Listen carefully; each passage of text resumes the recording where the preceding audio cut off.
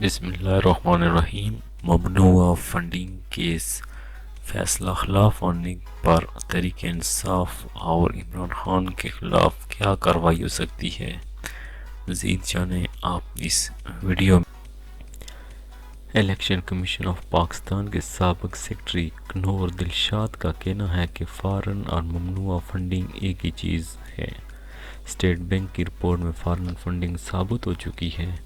فیصلہ خلاف ہونے کی صورت میں ممنوعہ فنڈنگ ضبط ہو جائے گی۔ سیکشن 215 کے تحت پارٹی کا نشان بھی واپس لیا جا سکتا ہے۔ ممنوعہ فنڈنگ پر پارٹی کی رجسٹریشن بھی منسوخ کی جا سکتی ہے۔ نجی ٹی وی کے پروگرام سے گفتگو کرتے ہوئے اکنور دلشاد نے کہا ہے کہ ممنوعہ فنڈنگ کیس میں عمران خان کے خلاف بھی کارروائی ہو سکتی ہے، کیونکہ انہوں نے بطور چیئرمین لکھ کر الیکشن کمیشن کو دیا ہے کہ ان کی پارٹی میں کوئی ممنوعہ فنڈنگ نہیں ہوئی ہے۔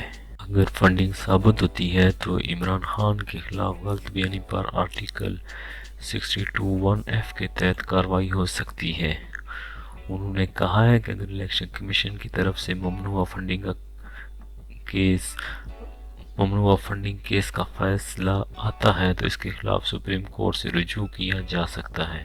فیصلہ خلاف ہونے کی صورت میں الیکشن کمیشن حکومت پاکستان کو سفارشات بھیجے گا کہ متعلقہ پارٹی نے فارن اور ممنوعہ فنڈنگ لی ہے، اس لیے اس کے خلاف کارروائی کی جائے۔ وفاقی حکومت آرٹیکل 17 کے تحت سپریم کورٹ میں ریفرنس دائر کر سکتی ہے کہ اس پارٹی نے فارن فنڈنگ لی ہے، اس لیے اس کے خلاف آئین اور قانون کے تحت کارروائی کی جائے۔